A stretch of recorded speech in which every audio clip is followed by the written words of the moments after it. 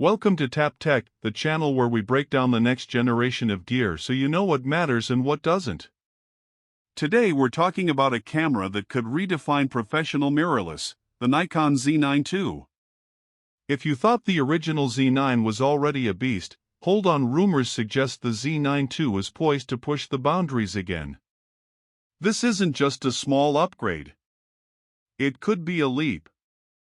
A camera designed for serious pros who demand speed, precision, and versatility. Let's start with timing, because that matters. According to multiple sources, the Z9 II is expected to be announced in late 2025 and could ship in early 2026. Nikon seems to be lining up a major release. If the rumors are accurate, pro shooters should keep their eyes peeled. Now, what's new or expected in the Z9 II? First, the sensor and processor. It's said the Z9 II may use the same stacked 45.7 MP full-frame sensor from the Z9, but married to a new image processor, likely the EXPEED. Some reports also hint at a possible hybrid global shutter, or at least a readout speed so fast the rolling shutter becomes nearly negligible. Imagine having a sensor that behaves more like a global shutter when you need it. That would matter for sports, action, and video. Burst performance is another area making headlines. Leaks point to possibly 40 frames per second in RAW for stills. If true, that would raise the bar significantly for wildlife and action photographers working with fast subjects. Video shooters also have reasons to watch this model. Rumors suggest support for 8K video at 24/30 frames per second, faster frame rates in 4K, and better heat management for longer shoots.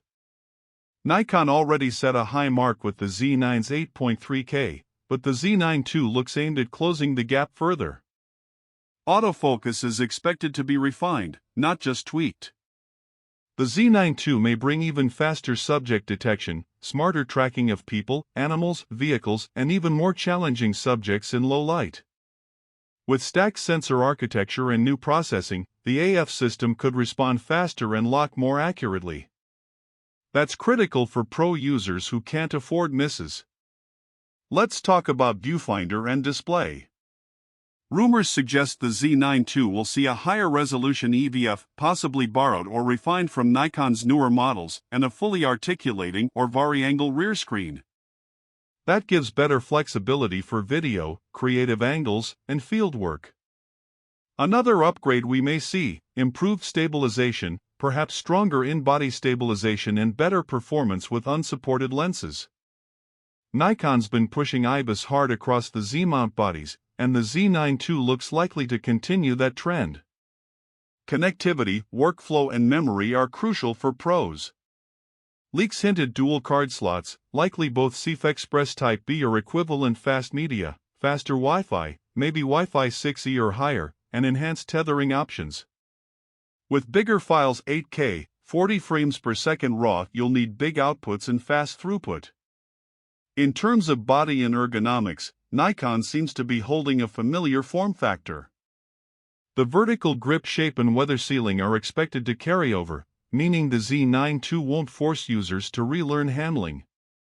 But inside, we could see refined ergonomics, better heat management, maybe active cooling or improved passive cooling, and durability to match the high demands. One rumor strongly mentions improved battery life or faster power management to support the heavier workload.